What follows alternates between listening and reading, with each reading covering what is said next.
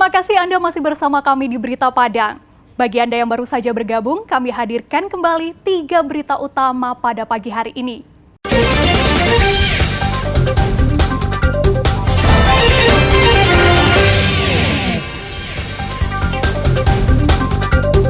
Ketua Dewan Pimpinan Wilayah Partai Masyumi, Sumatera Barat, ditetapkan sebagai tersangka kasus pemalsuan surat.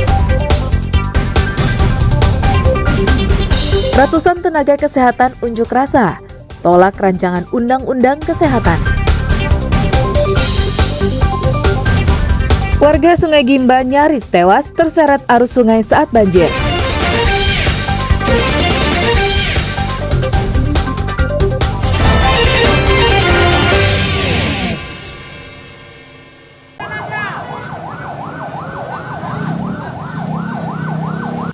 Hujan deras disertai angin kencang mengakibatkan sebuah pohon pelindung tumbang dan menimpa pengendara sepeda motor di kawasan Simpang Ranah, Kecamatan Padang Selatan, pusat Kota Padang pada Senin siang.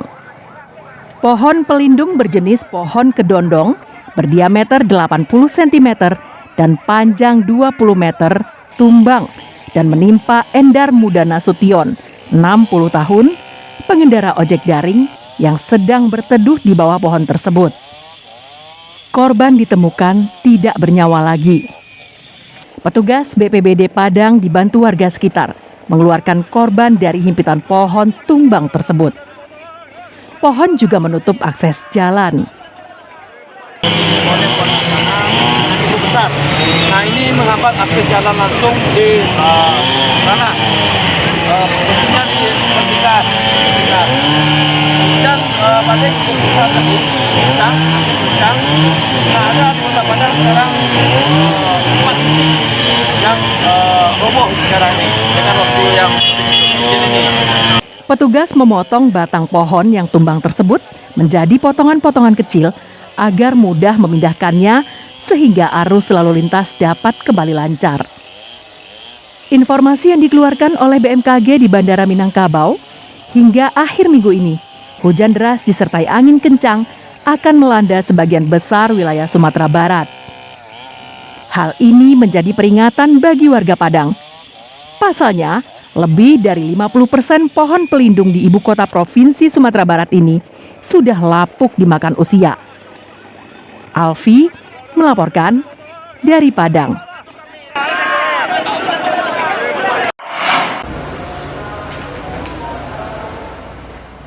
Budiman Datuk Bandaro Rajo, seorang pengusaha yang juga Ketua DPW Partai Masyumi Sumatera Barat, mendatangi markas Polda Sumatera Barat untuk menjalani pemeriksaan hari Senin.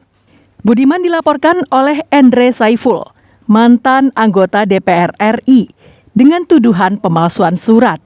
Dengan surat itu, Budiman disebut membeli mobil atas namanya. Dalam kasus ini, Budiman sudah ditetapkan sebagai tersangka. Sebelumnya, pelapor dan terlapor adalah mitra usaha dalam perusahaan yang sama yang berbisnis di bidang pertambangan batu bara dengan bendera perusahaan PT Andalas Bara Sejahtera. Yang bersangkutan dilaporkan oleh pelapor berkaitan dengan pemalsuan surat yang di situ dituliskan bahwa yang bersangkutan masih mengaku sebagai direktur salah satu perusahaan daripada pelapor. Pelapornya Haji Wen, kemudian dari surat itu yang bersangkutan mengambil kredit mobil. Menurut Budiman, dirinya tidak pernah memasukkan surat perusahaan karena dirinya adalah direktur sekaligus pejabat direktur utama. Justru sebaliknya, Endre Saiful sudah mundur dari perusahaan tersebut sejak tahun 2013 karena akan mencalonkan diri sebagai anggota DPR RI. Kemudian naik SPDP tanpa ada tersangka 263, pembuatan surat palsu saja. Nah, cuman masih ada istilahnya saya mengaku sebagai direktur. Sebenarnya yang terjadi itu terbalik. Jadi maling teriak maling lah. Jadi dia yang memalsukan surat akta, dia memalsukan dua akta, kemudian dia yang mengambil aset perusahaan, Sementara kalau mobil itu sudah saya beli dari perusahaan. Kemudian saya jadi direktur bukan mengaku memang saya yang direktur. Nah, ini aktanya saya bawa. Walaupun baru pemeriksaan kedua, Budiman bahkan sudah membawa sejumlah pakaian dan kebutuhan lain jika seandainya langsung ditahan usai pemeriksaan. Laude Juhardio Anse melaporkan dari Padang.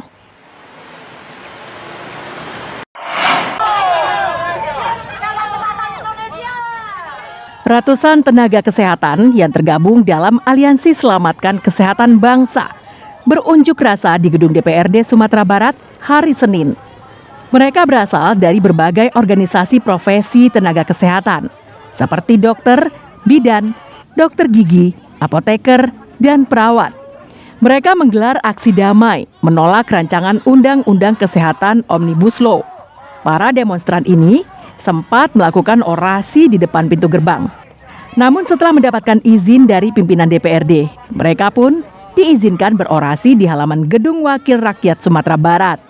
Para pengunjuk rasa menilai Omnibus Law, rancangan Undang-Undang Kesehatan, sangat merugikan para tenaga kesehatan. Seperti tenaga kesehatan disanksi pidana 3 hingga 5 tahun bila terdapat kelalaian. Tenaga kesehatan bisa dituntut ganti rugi oleh pasien bila terjadi kesalahan penanganan medis.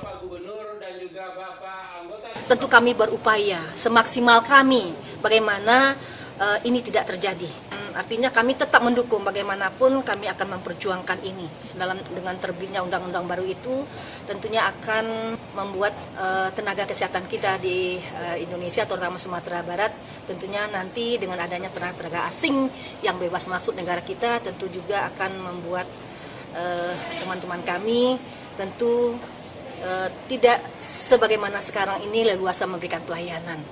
Setelah orasi, beberapa orang perwakilan dari Aliansi Selamatkan Kesehatan tersebut diizinkan masuk di salah satu ruangan rapat di dalam gedung DPRD Sumbar untuk berdialog. Kita sesegera mungkin, apalagi kita semua rasakan ada perwakilan fraksi kita di DPR RI, Demokrat, PKS, PAN semua nanti akan menyampaikan masing-masingnya ke anggota panja yang ada di sana, ke anggota Komisi 9 yang membahas Undang-Undang Kesehatan ini. Mudah-mudahan apa yang diperjuangkan ini berhasil. Tentu kita juga berkewajiban untuk memperjuangkan apa yang akan merugikan. Wakil Ketua DPRD Sumbar berjanji akan meneruskan aspirasi mereka ke DPR RI untuk bisa membatalkan rancangan Omnibus Law Undang-Undang Kesehatan tersebut. Robiham melaporkan dari Padang.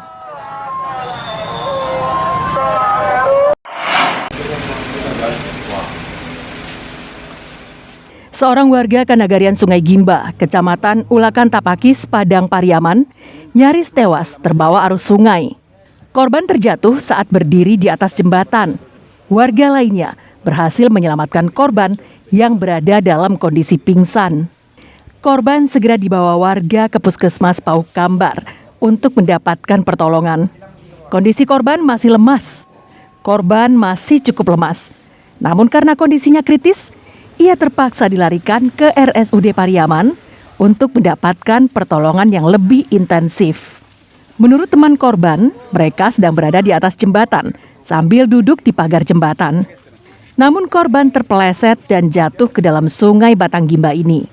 Teman korban langsung terjun dan berusaha menyelamatkan korban yang masuk ke bawah kolong jembatan. Korban ditemukan dalam kondisi pingsan, tidak sadarkan diri.